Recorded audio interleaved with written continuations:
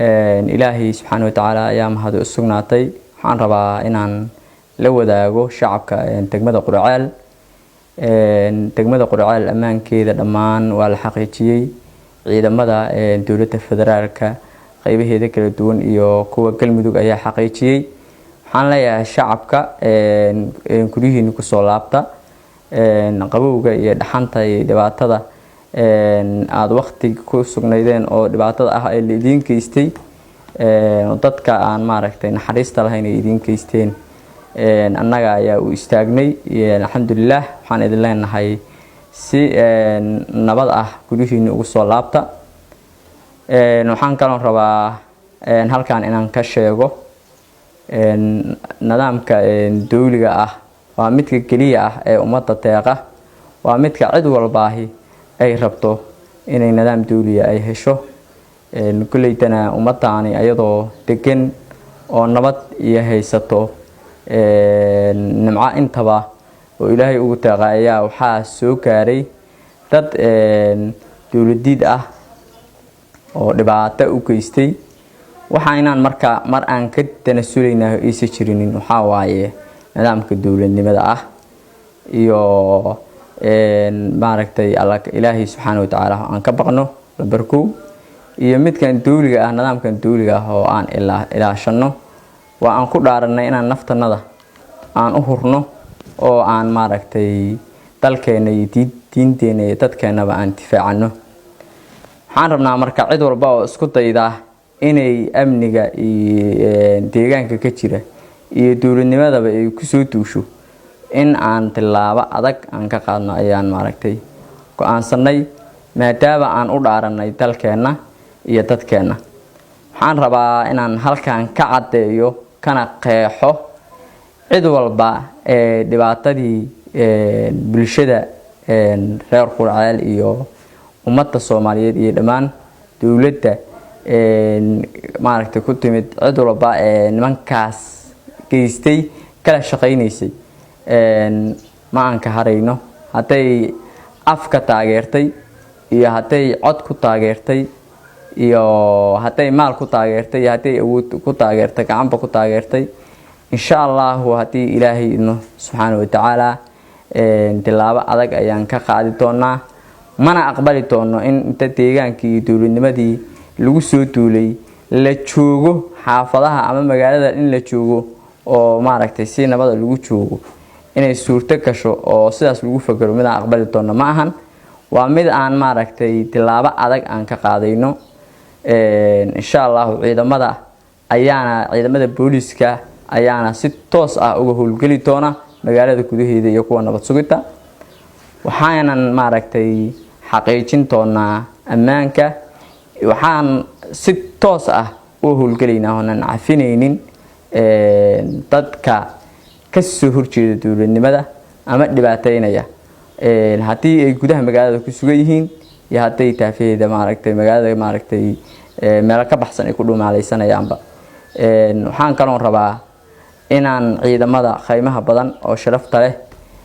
oo dawladda federaalka Soomaaliya iyo kuwa galmudugba aan uga mahad celiyo kuusha iyo qaymaha ay soo hooyeen iyo wacadkii dawladnimo oo ay mareen sida ay uga dhameeyeen waxaan leeyahay mahadoo in ka gaarto waxaan rabaa inaan iraahdo kale qodob kale shacabka ku nool degmadan Guriceel waa dad aad u dhibaataysan waa dad aad u badan waxay maaragtay waqti tuurkaas ku jireen waxaan rabaa in ciidamadu sida ay u adeegayeen shacabkooda naftooda iyo dhiigooda ay ugu horaan inay shacabka u ilaaliyaan oo shacabka si nabadgelyo ah oo wanaagsan oo waxay u dhimanayeen waa ayaga ay u soo dhaweeyaan hadii alla idmo waxaan kaloo ka rabaa inaysan xabad inaysan ridin oo magaalada taafaheeda iyo gudaheedaba wax xabad aysan ka dhicin maadaama dadku dad mutaxabado ka kor socota ay tahay oo dad iska wareersan ay yihiin inaan laga naxinin oo xabada lagu tur ridin ciidamada qaybahooda kala duwan ka codsanaya hadii alla idmo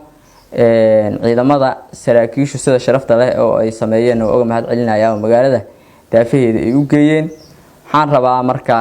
in aan u wada naxariisano hadii alla idmo shacabka dadka waxa ku jira dad waayeel ah oo iska dhigar iyo wax qabo hadii gudaha lagu soo celiyo qoryana ka kor dhacaan maaragtay halis ku imaan karto marka ciidamada hadii alla idmo waan ogahay waxaad u dhimanaysaan waa shacabkiina Soomaaliyeed ayagana ilaalinaysaan inaad xabado aan laga dul ridin oo maaragtay qoryo xabado macna dara aan la ridin ciidankana sidaas u baaqaya waxaan rabaa inaan ku soo kaabiyo hadii alla idmo annaga insha Allah waxaan mar walba u taaganahay inaan talkanaga iyo diinteennada iyo shacabkanaga aan difaacano waxaan rabaa marka inaan shacabka ugu baaqo inay ka fogaadaan sheekada malawaalka ah ee lagu qaraabanaya magaca ahlus sunna wal jamaa ummadda dhan islaamka ah ma ahan mid dadka ummadda lagu laayo ma ahan waa inay ka fogaadaan waayo aniga hadda in la hadlayo ahlus sunna jamaa ahay ummadda islaamka oo dhan ahlus sunna jamaa marka shakhsi wuxuu leeyahay ma ahan waa wax aan maaragtay magac tan qaas laga leeyahay oo tan gaar lagu gaaray oo hadana tan shakhsiyeed lagu fushanayo waay mana aqbali doono insha Allah mar walbana waa u taaganahay inaan dadka noocaas aan iska difaacno ummadana aan ka badbaadino xafiiska dawladda cid walba oo kudihiisa soo kashay xilligii nimankan maaragtay ay joogeen iyo ama ay ka baxeen oo shacab ahay oo alaaba ka qaatay iyadana waxaan rajaynaynaa hadii alla idmo in aan la xisaabtami doono wixii dawladdu lahayd ninka qaadana waxa asagu jeebkiisa oo maaragtay oo jeebkiisa ay ka go'an waaye marka si sharciyana waa la xisaabtami doonaa waa jirta xafiiska in waxyaabo badan laga qaaday laakiin waxaan rajaynaynaa hadii alla idmo inaan cid kasto oo hawsha sameeydo waxaan naga la shaqeynayaa shacabka macluumaad badanna waan ka haynaa iyagana insha Allah waxaan rajaynaynaa inaan la xisaabtano idinka ma jirto saldhigan wax maxaabiis ah ee loogu yimid nimankii halkan yimid oo ummadda dhibaateeyay ayaana maaragtay dadkii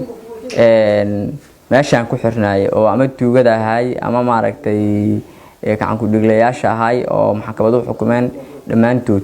iyaga ayaa maaragtay meesha ka bixiyay marka insha Allah cid walba hadee qaladka shane waa mid aan looga hari doonin idanka Ilaahayna ayaga dibka geystay iyo dhamaantood waxaan rajaynaynaa in maxkamad ka soo muuqdaan insha Allah